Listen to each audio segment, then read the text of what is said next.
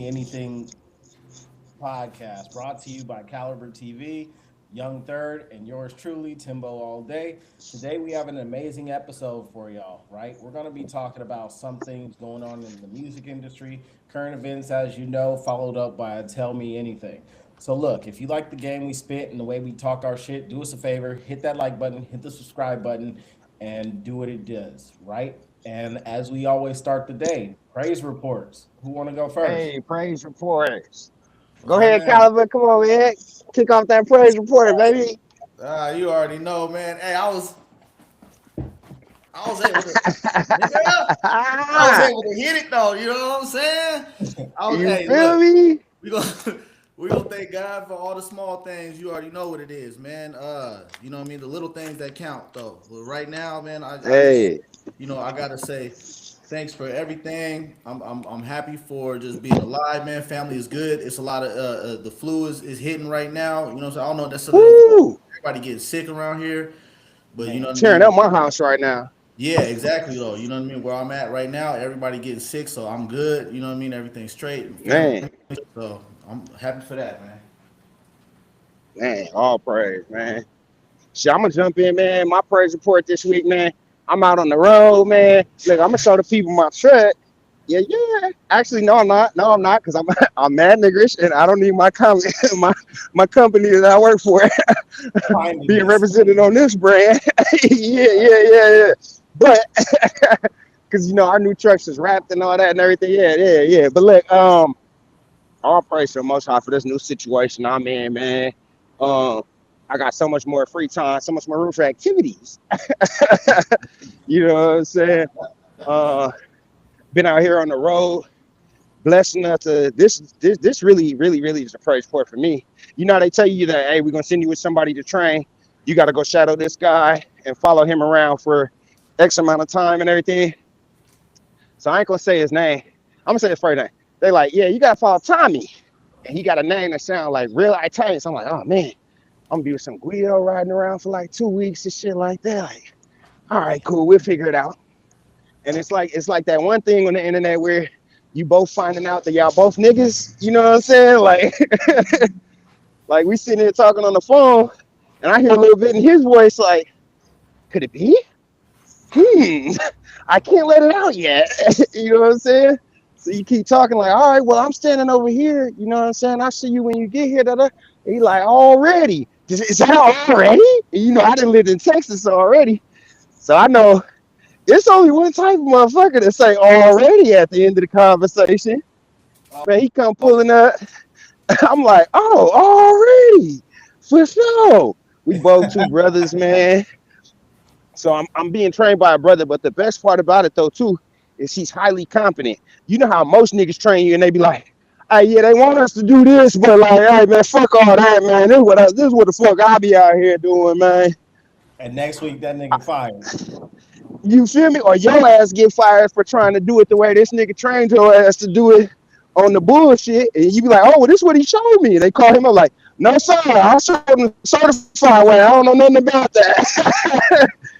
Nah, he ain't giving me that kind of training. You know what I'm saying? He giving me the whole like real get down on the way the program's supposed to be ran, and it's going smooth. I feel like I'm getting a solid education. He a certified trainer, highly capable. You know what I'm saying? And when you get out there with other black people, it ain't nothing like being out here at work. And it's not just a bunch of other black people, but it's capable and qualified and people that like excellence like you do. And when you say like, hey, let's do it the right way, or hey, show me the whole thing in the right way, it ain't no like, God damn, man, this nigga want me to show him the right way to do this shit. Like, no, like it's a good vibe. That's my praise report is that like I'm out here, I'm working with really good people, really qualified people, and they want to do things the right way and show and train the right way. And it's fun, it's exciting. Like I'm at OKC right now. Kill out. Yeah, I'm out here in KC right now. Yeah, Kansas City or OKC? OKC. Oh, that's not exactly the same, but all right. Anyway, Mm-mm. so my praise report. I'm gonna have a two-part praise report this time for the people watching at home, right? And remember, leave a comment, subscribe. like the channel, come visit, bring Talk to people. us. We talk back. Yeah, you feel me? But look, so the first of my praise reports is right when Young Third got his first day on the job, he came out here to Dallas, Texas, where I'm at, and I had to go pull up on my boy. And it's cool because we don't see Appreciate each you. other a lot. Yeah, for sure, for sure. Yeah. You know what I'm saying? So we got to make that investment. The second, actually, it might be a three-part investment. Keep Praise. going. The second one is the homeboy who y'all watching at home, who have seen him call in a couple times on the show. He officially got home out in Burton. Yeah. You're gonna be on the show real soon, bro.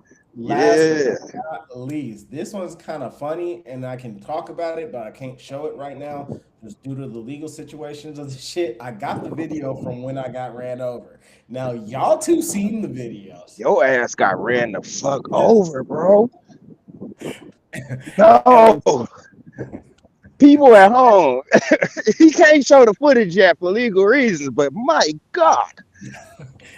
what's That Won't shit funny was he is do crazy. it? That shit was won't he crazy. do it? Bruh. When I tell y'all, Cause I thought it was some tell me anything shit, bro. I'm not gonna hold you. When you told me you got hit by a car, I'm like, yeah, tell me anything. You know how this nigga did caliber. You know this nigga Tim. I'm like, this nigga just telling me any old thing. Ain't no way you talking this regular. That's what I'm Talking saying. about he got rolled under the tire and shit. Yo, I didn't that, believe you. that nigga got rolled up. Under the motherfucking nigga. Oh Ran shit. down on nigga. Hey, I didn't came down. That nigga was from H-Town, nigga. He came down on your ass, boy. and look, Pause. the funny part is I was on the live the next day. I showed y'all my watch. Mm-hmm. I showed y'all Real. my watch, and high key, Dedication. Nigga came to man. work tomorrow.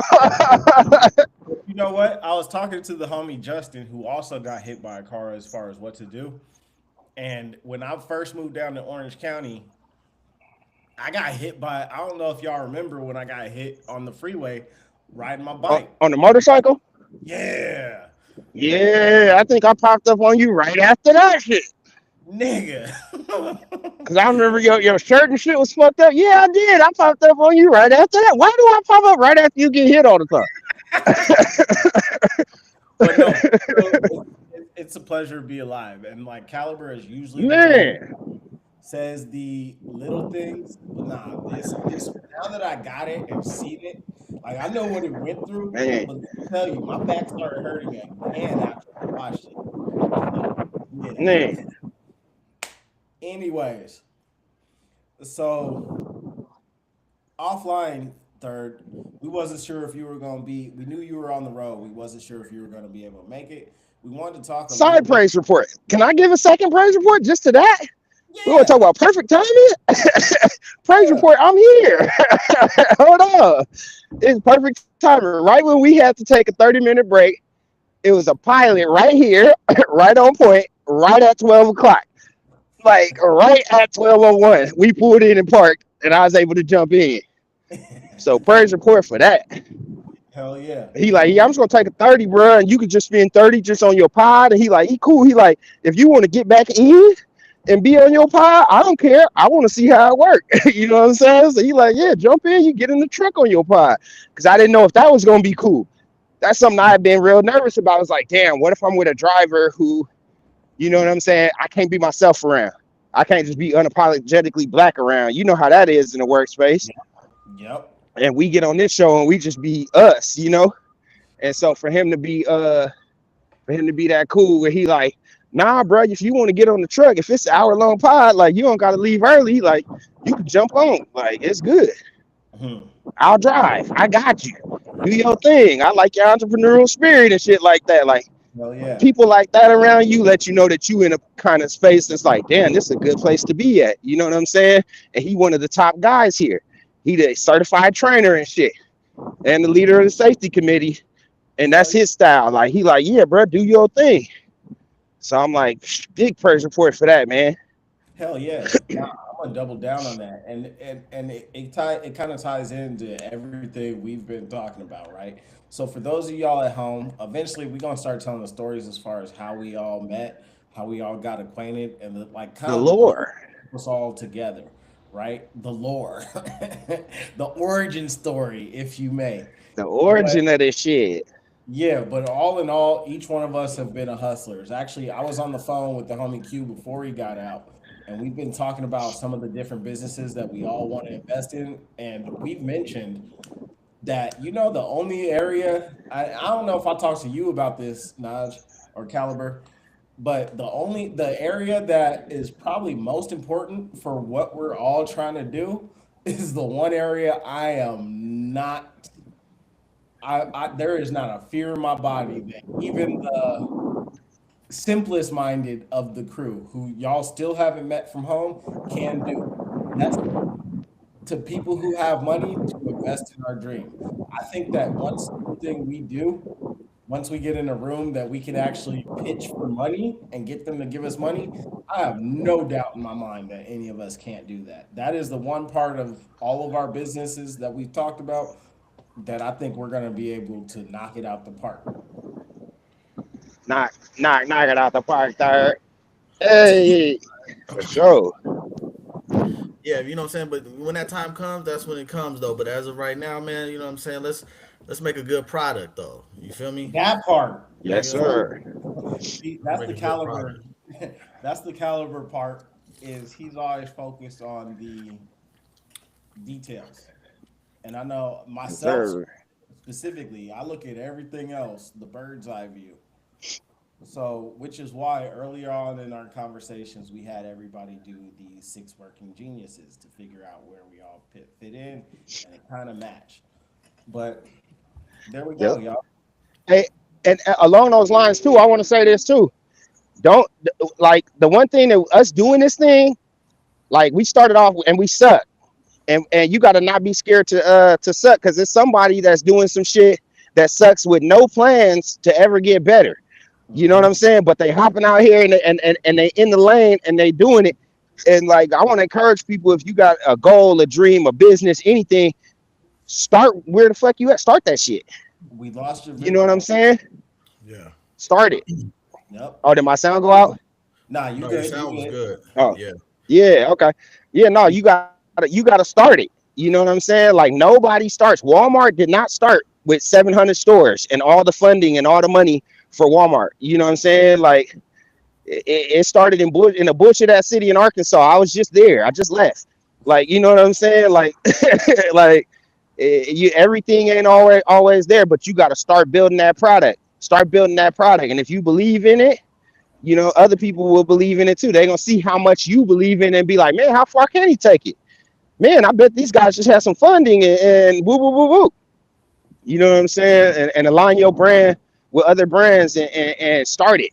That's the first step because it ain't gonna never happen if you don't start it. So I want to encourage everybody to start it. You know what I'm saying? Facts. It takes nothing to start. Fail fast. Fail fast. You're gonna So, learn a lot. You know what I'm actually, saying? You learn more from failing than winning. so in a future episode, I think we need to talk about the differences between the businesses of like Costco and Walmart because you touched on it. Oh, But I anyway, just watched the whole documentary on that. we'll get to that later. We'll get to that later. So we talked last week at the end of the episode, and Caliber, I know you were kind of in and out last week, but Young Third and I had a discussion about music, and let me drop it in on the music. We had a different voice in this, and the great thing about having friends with y'all is there's no yes. We're Huh. gonna disagree or we're gonna agree or all along the line, right? For the people at home. But anyways, me and Young Third, after we got off the podcast yesterday with I can't even say the name really, but y'all enjoyed having our female guest on the show, and she's going to be joining us more as well as others. But Oh what we had yeah. talked about is I've noticed in music, it seems like there is nobody who is fuck the establishment anymore. And I'm gonna give you guys some examples of what I mean by multiple music genres. You see, I'm wearing a Yeah. Nirvana. This is one of them. We don't have any more M&Ms, any more Limp Biscuits, any more Marilyn Mansons. any more. Of course, Nirvana, but that's not on the music airwaves. Hell, at the time, the Dixie Chicks, back during the Bush administration, it seems like there's no musicians who are going against the grain and saying question everything. They may say it on the award shows, they're not saying it in their songs. Everything, and from my opinion, I feel that music has always been a voice of what is happening in society at that point in time. And we could go all the way back to the 20s. It's been a voice of the street. Second thing I've noticed is it seems like music is more segregated now than it's ever been. And I'm Mm. speaking of even the times when they took songs that black people made popular and put a white face in front of it. I Great Balls of The Fire, Beach Boys, huh? everything the Beach Boys did. Everything Elvis has done, Jerry Lee Lewis, yes, Yeah. yes.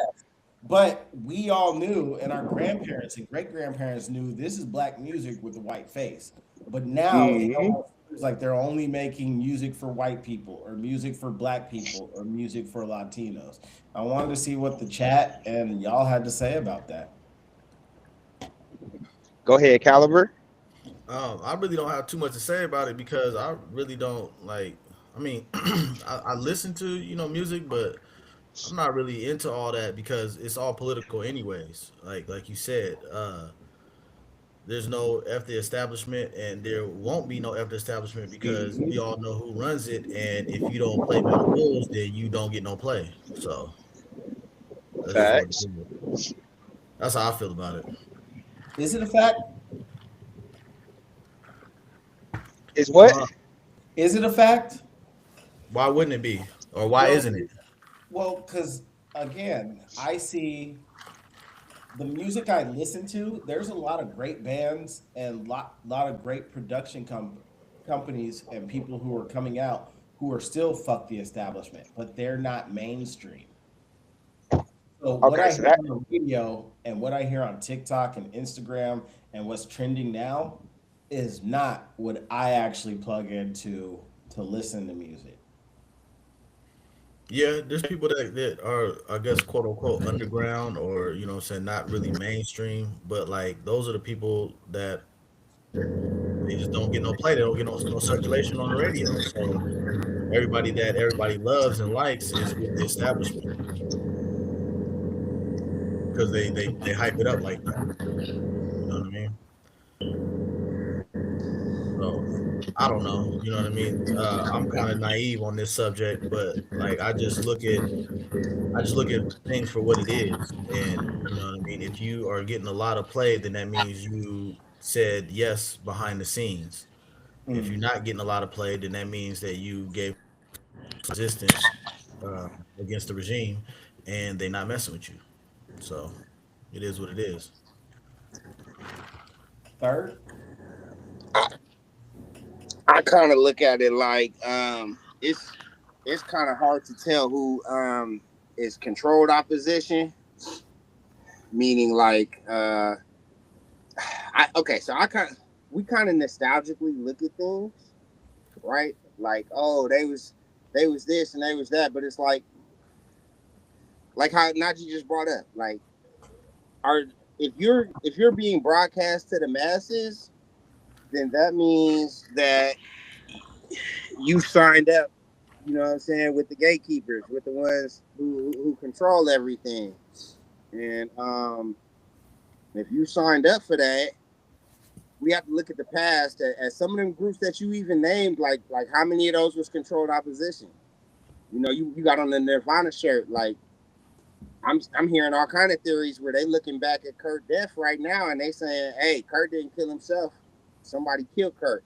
So maybe he had signed up at one point to be controlled opposition, but then Kurt was trying to make some new shit where, you know, he was gonna just start really saying how he really felt or exposing something, and then, you know, he had to go.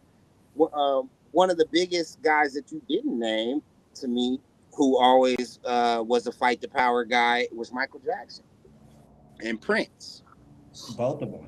You know what I'm I saying? wouldn't work with you if you didn't know Prince, your matters. Masters. Prince. Prince is one of the biggest fight the power guys who we know is legit because look how they had to take him out. And then look what they tried to do with, owning all of his masters. And he didn't let nobody have control of his master. Then he did, and they figured out a way to take over his masters. You look at Mike, and he was buying back. He bought the Beatles. You want to talk about like what is the standard for you actually being against the system? Look at everything that Michael Jackson did. Yeah, he had the Look whole what it Sony cost him. catalog. He owned his own catalog, and then he owned the Beatles catalog, and then he bought a lot of Sony's catalog. Tommy Mottola wanted him out since he came out and told us that Tommy Mottola was an evil, evil man. You know what I'm saying? He came out and said he's evil. He's He's an an evil evil man. man. Wait a minute. And he wasn't Hey, lying. hey, don't He was disrespect. not lying. Mike never lied to us. Mike was against. It's coming out now that Mike was against everything that was happening on Epstein Island and was built Neverland to protect the kids. And then they turned around and said, "Oh, you think you gonna protect them kids? Man, we got our hands in everything. Man, we gonna put a case on you to make it look like you doing what we're doing, even though you trying to protect them kids. So you know what's funny is I never bought into that Mike was molesting the kids, and Never. primarily why I didn't buy into the I Mike was laughed at some molesting of them kids. jokes, but didn't buy into it. But the reason I didn't buy into it is ain't no way a grown ass nigga can have grown ass. Actually, he wasn't even grown at the time when the Jackson Five had bitches passing out. When this nigga, shit, the Jackson Well, Five did that. When that nigga was, Mike was abused. Mm-hmm. Dirty was he though? Diana. Oh, Oh, oh, by the he talking hoes. about Yeah, Diana Ross and how she was abusing him when he was in the five, when he was a kid. And then he started trying I to go don't get know that. bitches and shit. And I Diana don't over know if there, that's true. Diana pick up the phone and get to saying, hey, he ain't coming home because Mike over here with me. Said he's not I'm coming not home gonna. because I'm he's not gonna staying with me. agree He was confessing the kind of or shit that was deny. happening to him. I think Tracy Ellis Ross is Michael Jackson's son. That's my conspiracy, and I'm starting it right here. Y'all heard it live here. I think Tracy Ellis Tracy Ellis Ross Ross is Mike's daughter. I is don't know. I think she's too old. I could maybe believe her little brother. nah. Because remember, let's look it up. What year was Tracy Ellis Ross born? Man, yeah. Regardless of all that, though, you're right, though, man. He was abused, and but again, going against the establishment, man, you see what it got him, right? You know what I'm saying? Yep. It got him Yep. a jab to go to sleep, nigga. At night, you ain't never coming back. He ain't never You know? coming back. Do we have to get into the NOI part of it too? Cause where it's like, Nation of Islam. you know, that one weird guy, that one guy was there from the Nation of Islam and dealing with the doctor. And he's supposed to be a handler.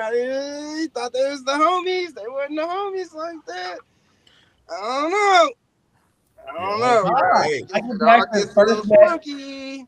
Hold on. Michael Jackson first met Diana Ross in 1969 when he was 10, 11 years old. Hold on, I'm gonna try to share it real quick. that's what they say, nigga. Diana Ross met that nigga when he was 5 years old, Come on. Nigga, hold and on, 10 or nigga 11 Michael when he Jackson, was 10 nigga or Michael 11. Jackson was 3 years old when he met Diana Ross, nigga. All right, Nigga, nigga. nigga, But look, pick that nigga up out the Hotel stroller, Soldier nigga. It Dirty, was like, we are son. yeah. Da da da da da da da.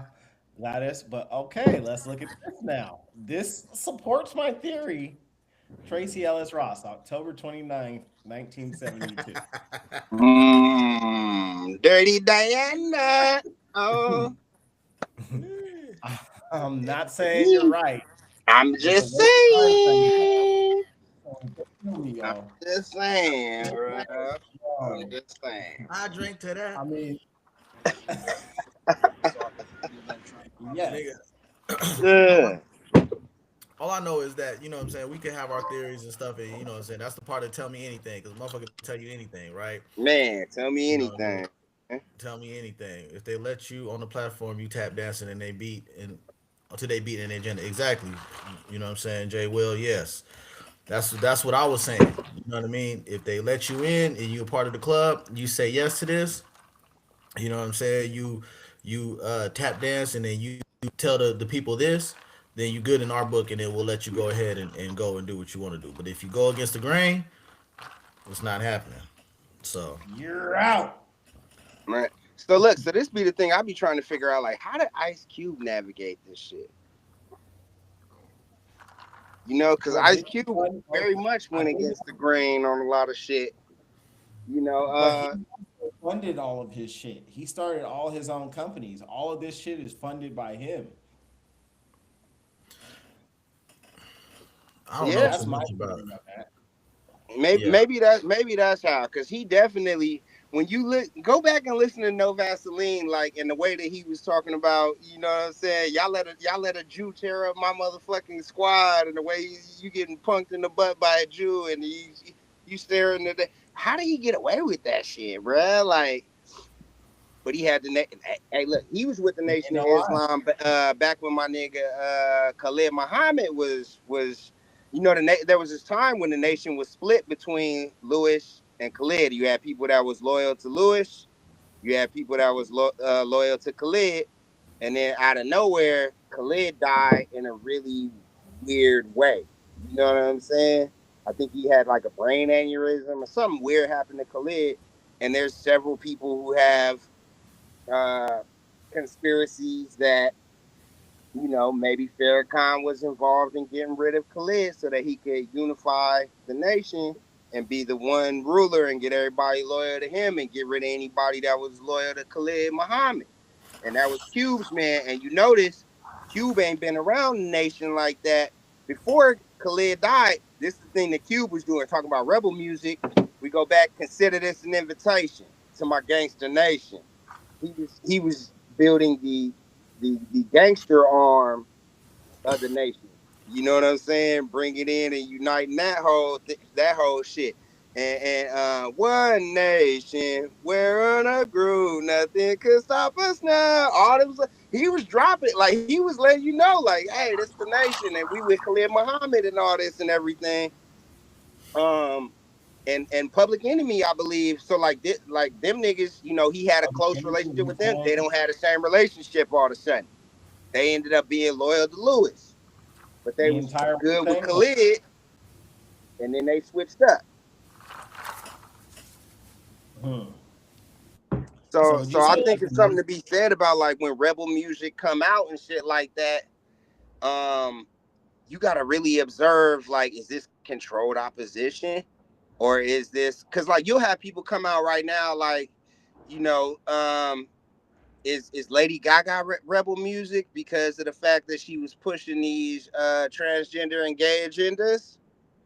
And at the time, that wasn't a popular mainstream thing to do. That was a thing for her to step out and do that, or was Yes, that a that's very controlled controlled. opposition thing where Because actually they wanted this homosexual narrative to grow? well, it's population control. The way I see it, it's eugenics and all that shit. Because the same time Lady Gaga was coming of age, I guess you could say, right? We also had the transgender movement that was starting to catch up. We also had the rise of dating apps, right? Like all this shit is population control. I don't think at the end of the day you got to follow the money.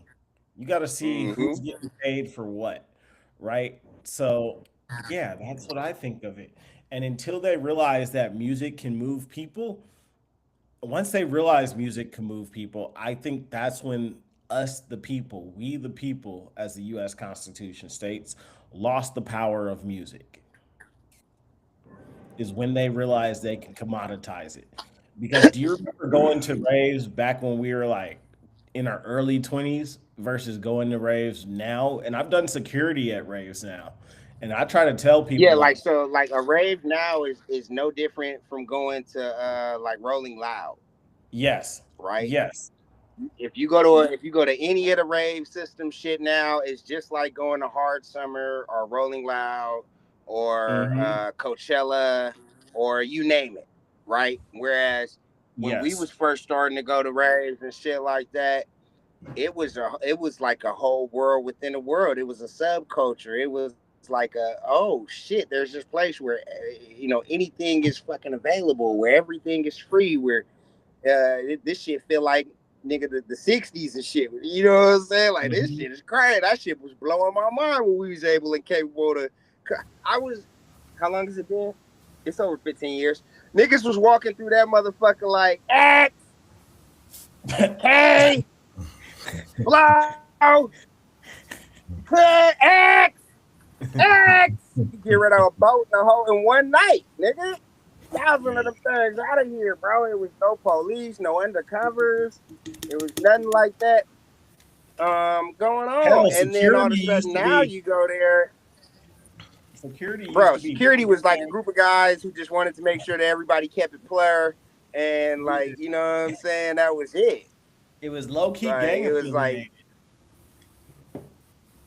The yeah, it security was was, rave gangs. That yeah. the security was rave gangs, and then I watched that shit change to where by the time we was at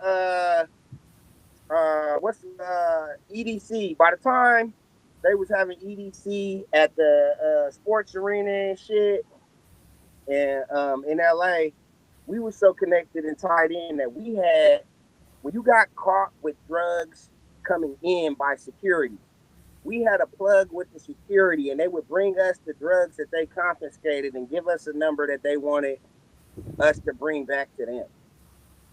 You know what I'm saying? Like it got spooky. Like, you know what I'm saying? And that was the beginning of it getting commercialized. They started letting too many young people in there. It was always young people in there. It was always high school kids. But then like it was getting crazy. I remember kids getting carried out of there was 14, 15 years old. ODing at the Rave. And that's why they got kicked out of LA and they had to move it to Vegas. Vegas. So So and a lot of that stuff was rebel music that they was playing inside of there, and now it's been completely taken over by just the biggest mainstream, whoever it is, DJs. We watched uh, that whole idea just get knocked out, and now it's just this big commercial thing. so you spoke about rebel music and Caliber, you brought up a lot of the political views to this, but when it comes to what people are actually listening versus what is played on the mainstream, what do you guys think is the biggest difference between that? Well, see, this is the thing. I think mainstream music is very very different from what people are actually tapping into. It's 237,000 songs being uploaded to these sites every single day. Brand new music from all over the world. You know what I'm saying? A lot of fake like people is making AI music and streaming it themselves, streaming and everything. That whole once again, we've been put into a place where we have to have a subscription for life, right? So you don't actually remember when we used to have them big CD cases and we Hmm. owned all our music. You know what I'm saying? Remember when a CD messed up, you went back and bought it 2, 3 times. How many times you buy the documentary? Somebody ran off with your documentary album, or it got scratched up, or something like that. You know Mine what was I'm the car. saying? All that. You know what I'm saying? We actually held and owned our music. Now, like if I don't pay Apple, I don't have access to any of the music that I have anymore. You know what I'm saying? So this whole streaming thing really, really put a change in how we digest music and what we have access to. And at the same time, it opened it up to where I think the opposite.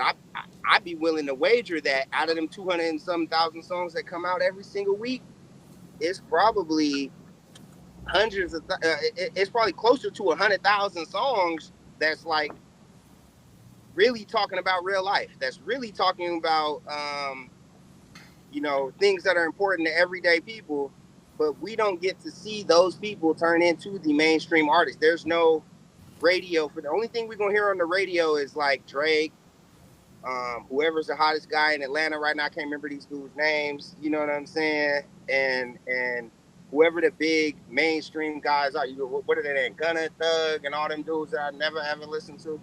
Um, yeah, all that kind of stuff. Like they're mainstream because they're willing to be assholes in public. That's another big thing. Are you willing to do something really stupid in public? Turned into a thing Hmm. where like it's partially you're an artist that creates music, but it's primarily can you generate data for us? Because there is no music industry anymore. Because there is no hardware, there's no product to sell. At the start of the show, It's all Caliber brought up, analytic. we need to make a good product. But what happens when there's no physical product anymore, and now the data is the only product? That's what Well, we that's have the right thing. now in life, Every, where I think every now industry is we getting just jumped selling into we the. just selling data. Now they just want to know what else. What were you looking at while you were listening to this, and how can But we sell that to somebody that's selling you a physical product? that's almost every industry right now, though. Almost everything is But going to what is the physical product music and is what is something very the personal and special communication. and different to where it should be. It, it, it's its own kind of industry. You know what I'm saying? Like Mm-hmm. you're dealing with art. You get what I'm saying? Like the other arts aren't treated like that. Uh, No. because especially with the no, because especially with the NFTs, right? And even the way the Screen Actors Guild has been affected, it kind of sounds like it's the same thing that you're saying that music is going. It's like everything is having this digital revolution and evolution and the AI evolution all going on at the same time. I don't think we've ever been in the time that every fucking industry is having it one specific surge that's affecting it. Right now, it's AI and the blockchain are working side by side, moving things along.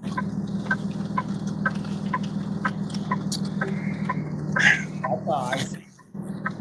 Could be wrong. I could be right.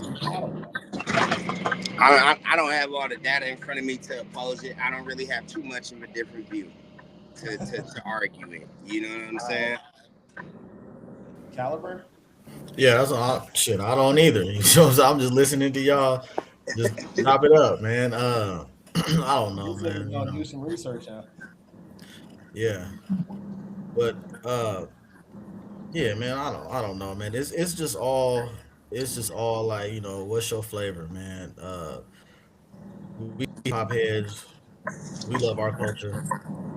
Um, there's a few rock songs and stuff because we grew up in the B. You know what I'm saying? So it's a few alternative songs that hit, a few rock songs that hit and stuff. But all in all, like to answer your question and so what you proposed in the first part of this video, yeah, man, it's the establishment got it on lock right now, man. And the more that we go, the more they get it on the chokehold, and everything is just going downhill as far as for the listeners.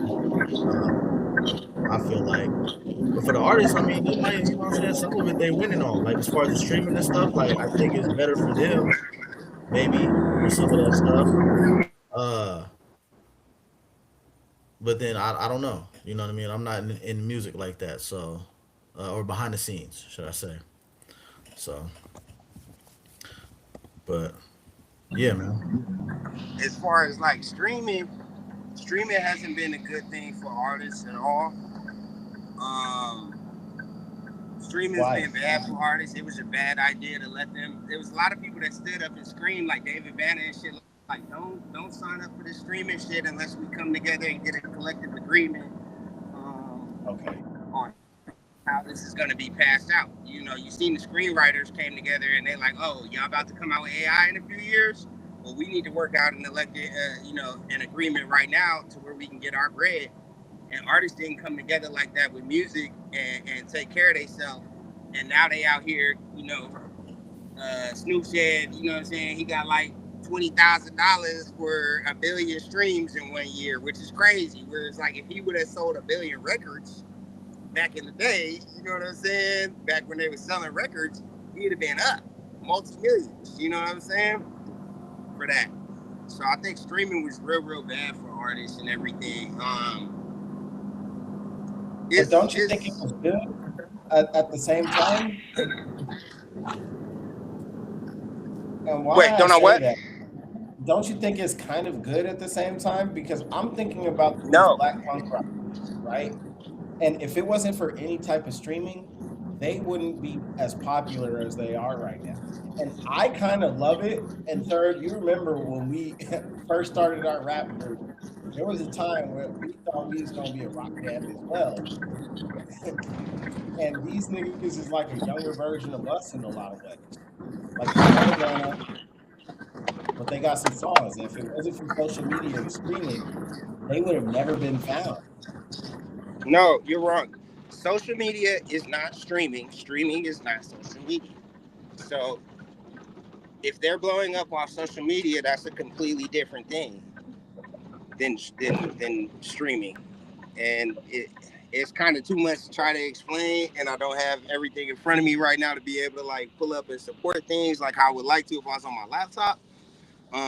But I got you. it's two different worlds. You know what I'm saying? Like you can blow up, you could have blown up through social media. So for instance, the Rangers blew up through social media, right? When I was working with the Rangers and writing for them, they blew up through social media. They were streaming on YouTube videos of them dancing, right? However, we still put out a physical album, and we're still able to sell over 500,000 copies of a physical album. That's going gold independently on a physical album. So you can be successful from blowing up in social media, and if streaming was not like how it is now. It wasn't set up like iTunes was out, Spotify was out, but people were still buying physical copies of stuff. You get what I'm saying? Hmm. So A like little bit. those two things are not one and the same. For instance, like J. Cole is out selling physical CDs of his new album right now. And that the idea that he's doing that is blowing up on social media.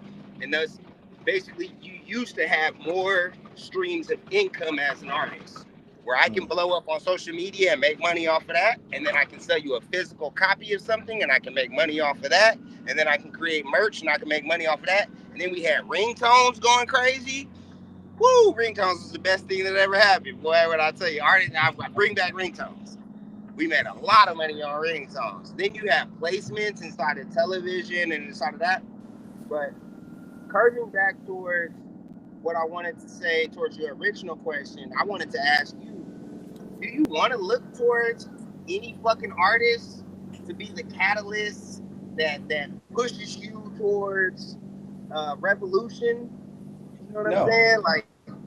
That no. shit mad. Like, okay, everybody said Bad Bunny made this big statement and Kendrick made this big statement when they got to the Super Bowl, and they made this thing with it. But it's like, but what impact does it have in life?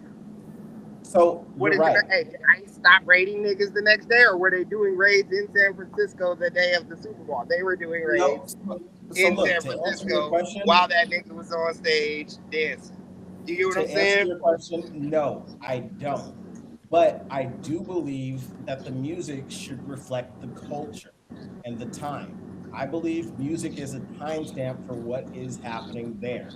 And what I am hearing, what I'm seeing and what I'm hearing are two different things, right? So what I'm seeing is everything that's coming, what I'm seeing every day in every city across the nation is people are kind of doing bad. Like there's some who are doing good, but there's some who are doing bad. But what I'm hearing is everything is great.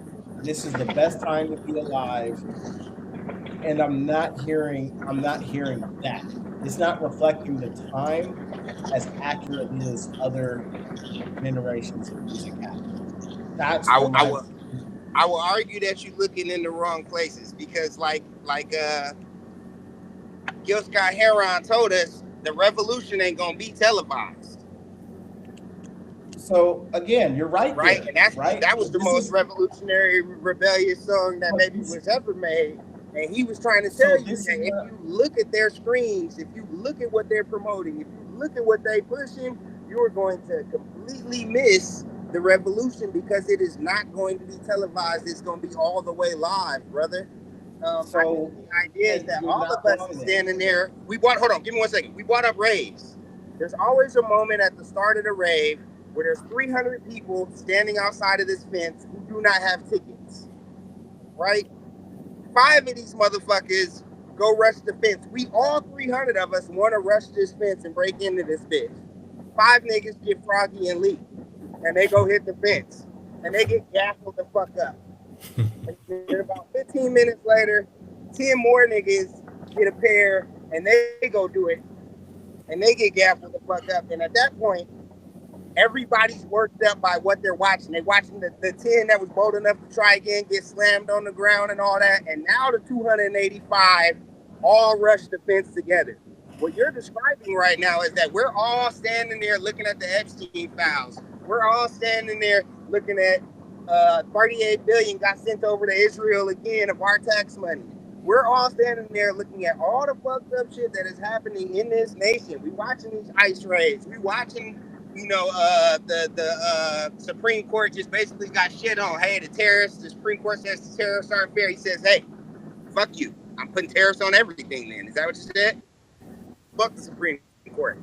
And when are we going to turn into the 285 that hit the fence and jump the fence? When is somebody going to do something?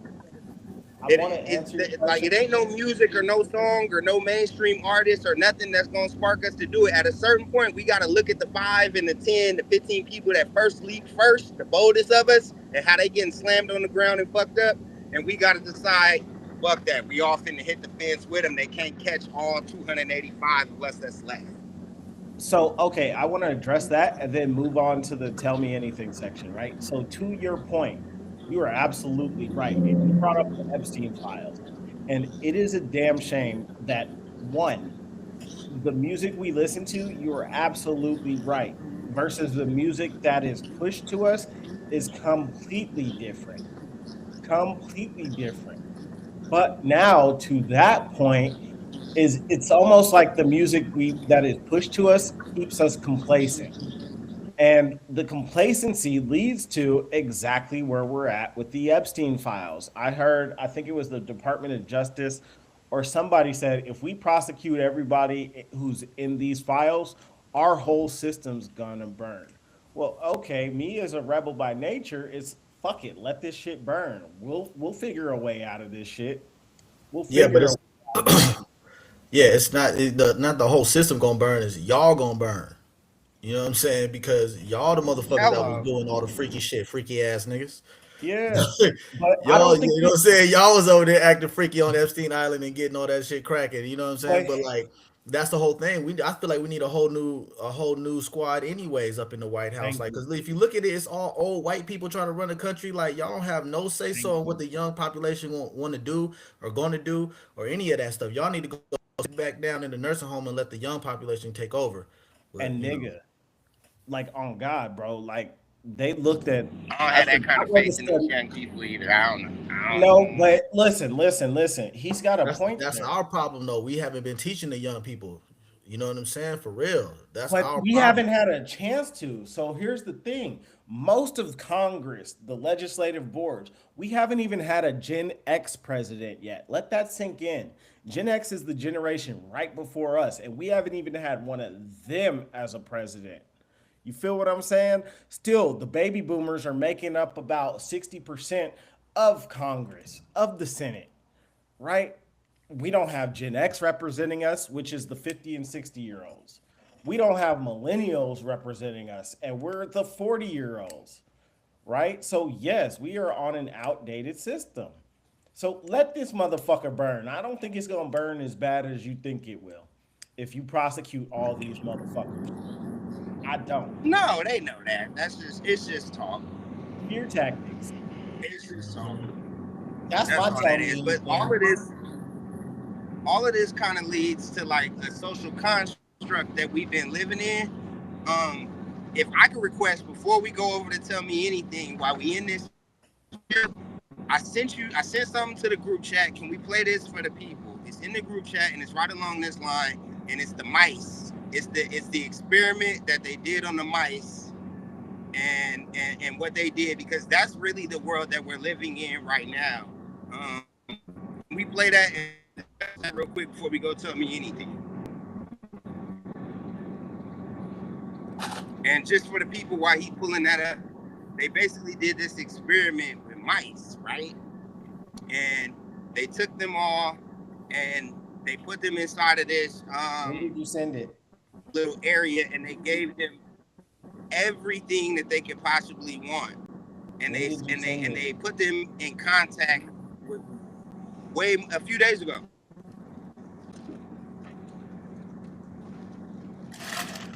They put them in contact with way more people. There's a note next to it too. You'll see like a note in there next to it where I said something about it. So if you see writing underneath it, you'll see it. Maybe 4 days ago tops.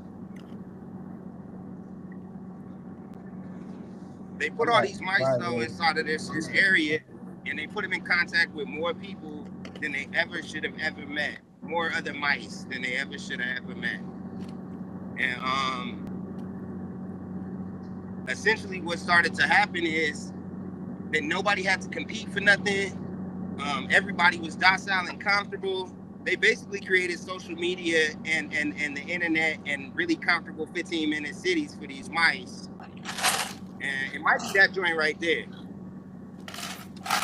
Stop trying. Yeah. This is the mouse paradigm, a scientific experiment from the 1960s. They made the perfect world for mice with unlimited food, safety, and no predators. In the beginning, they placed 4 females and 4 males and let them multiply. The population exploded, hundreds, then thousands. Then something strange happened. They stopped mating. And within 4 years, they were extinct. But why?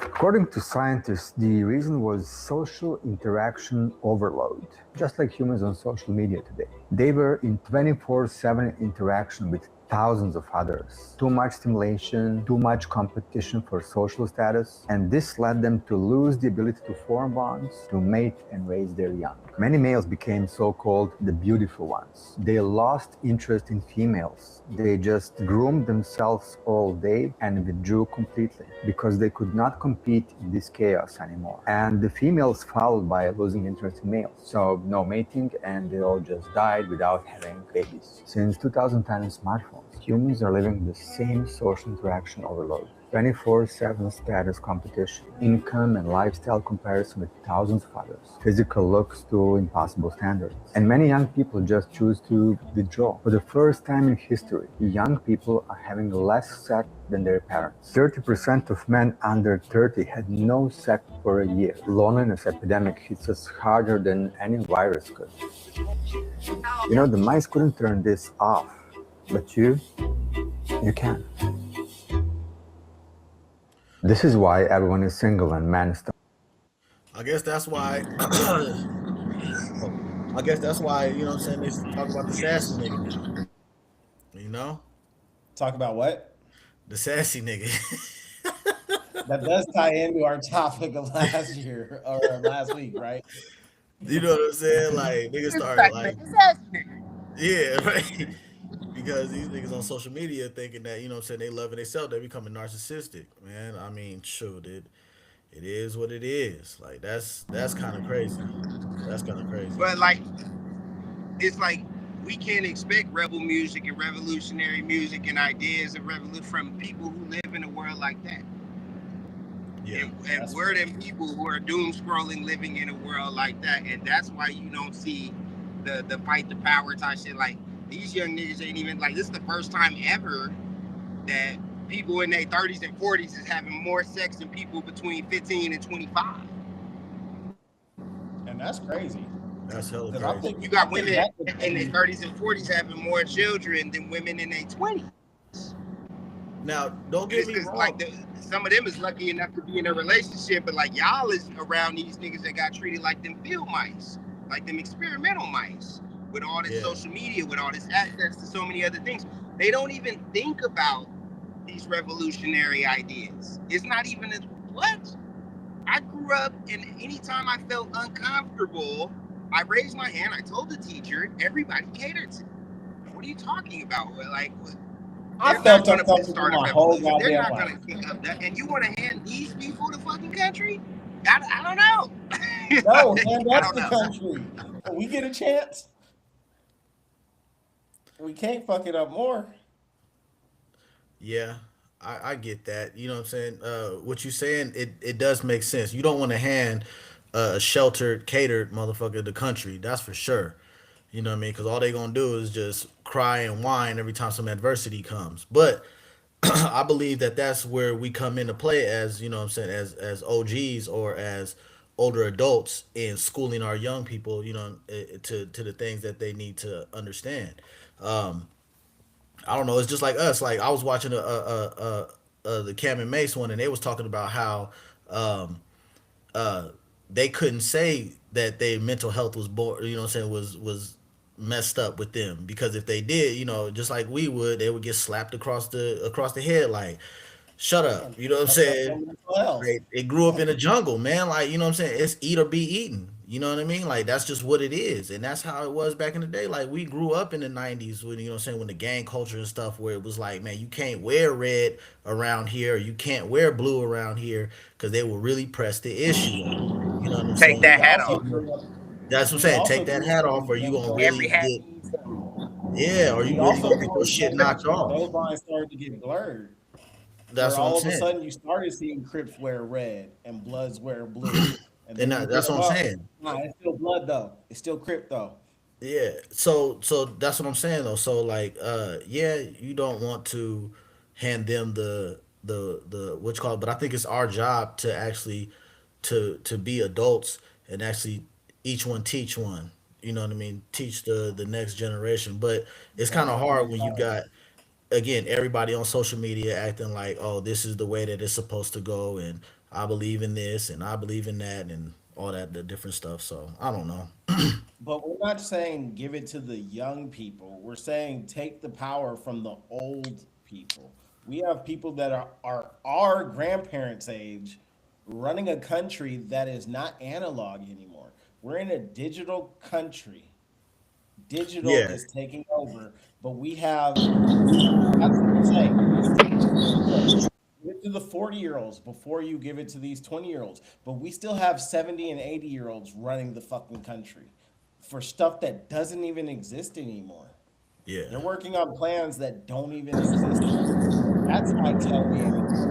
You can even tell me most of America's How old is the people, mayor of New York? huh? Mondani. He's a 40 Man, something, right? I don't know. I don't live in fucking New York, and I'm never planning on living That nigga there. said, huh?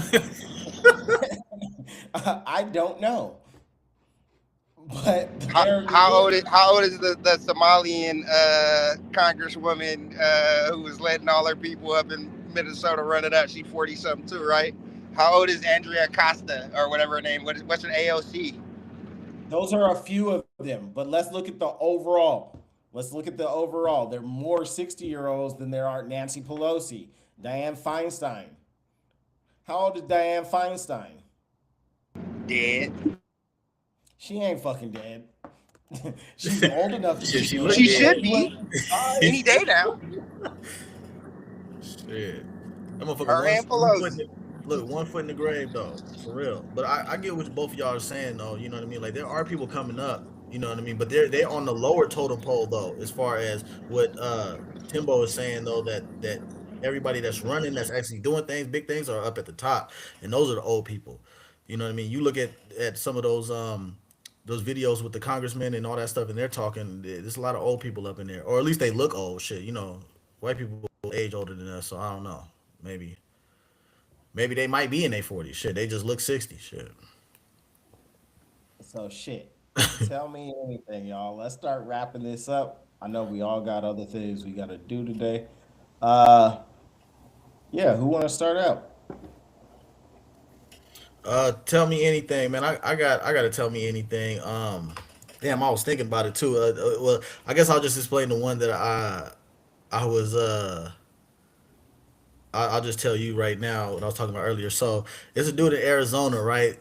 He comes into the Circle K, somewhere around here, and he buys 85, or he asks for $85 worth of lottery tickets, and he only has $60. So he pays $60. The other 25 is just left there, right? So the nobody came and bought those tickets. Now the lottery goes on, and the tickets that had the $25 worth, they hit, or one of them tickets hit in there for $12 million.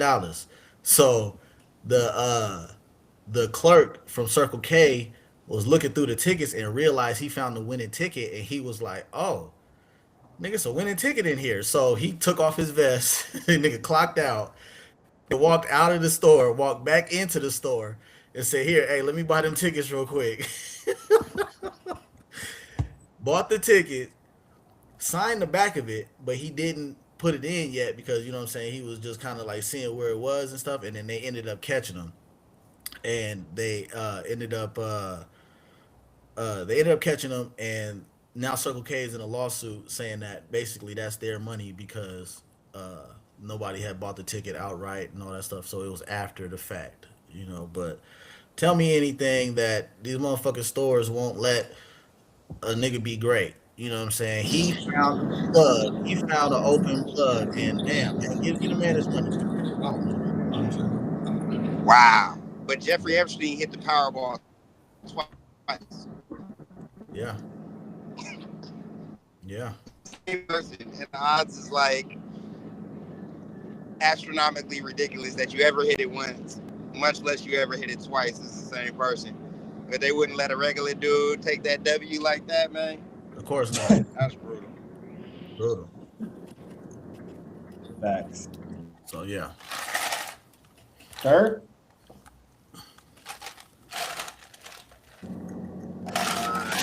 Shit. What's I finna say? Oh, tell me anything, man. It's a dude in jail, and his name Dre. Dre got uh, Dre got a 5-year-old daughter and a girl, and he been sitting down for 5 years. Dre didn't fell in love with a nigga named Derek in that motherfucker. Dre was getting ready to get released and come home. And instead of coming home, this nigga started a brawl and a riot inside of there so he could stay locked up with Derek.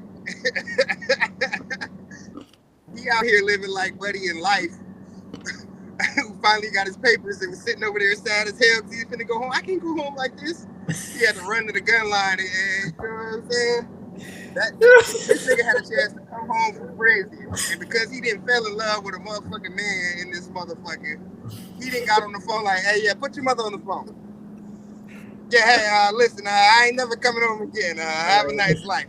Every time they try to parole this nigga, he in there starting fights to stay in this motherfucker with a punk, man. Tell me anything, man. I don't trust the young people to take over this country. all right. It's a true story. Hey, look, I'm gonna try to look it up as we do start putting these episodes up on standalone episodes. But look, thank you guys all again for joining the Tell Me Anything podcast. It's greatly appreciated, right? So again, hit the buttons, tap all of that shit. And until we meet again, remember, sevens up and sevens out. Peace.